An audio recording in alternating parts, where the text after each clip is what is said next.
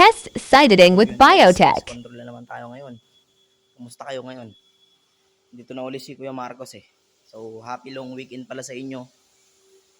Manood kayo ng mga live ko ay mga post ko sa TikTok about sa mga pest control lang at kung paano natin may implement to. Bagyo eh. Diba? Master talaga sila sir eh. Hmm. Okay lang naman kasi.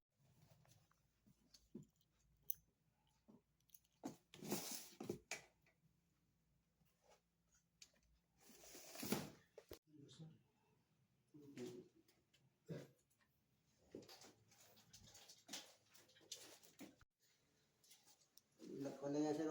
Ayaw takpan eh. Meron takip yan eh. Oo, hindi lang nila lalagyan. Saka yun oh. Yan. Baka hindi niya gusto. Mas masarap ito ngayon.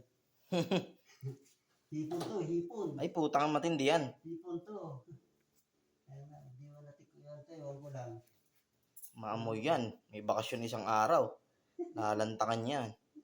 Iwanan na natin ng pagkain yan.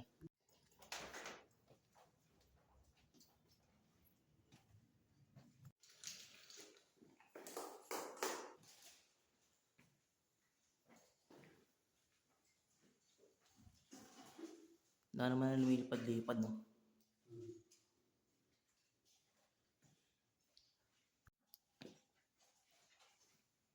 Yung iba talagang kwan na yan. Napaganda na kasi matagal pa lang. No, in-announce na ni... Kahit anong gawin nila, sabi, papasok kami, hindi nyo kami pwedeng ganin. Yun nga lang na sila. Kulangan sila.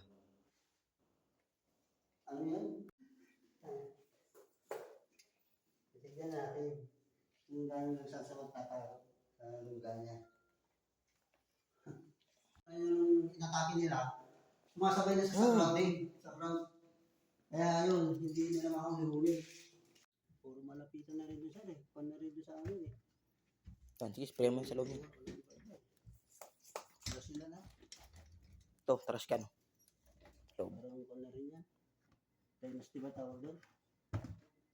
Mga assist Mga malapitan. Pero marami rin sila naging pa kasi doon siya. Kaya meron pa rin sila matibag doon.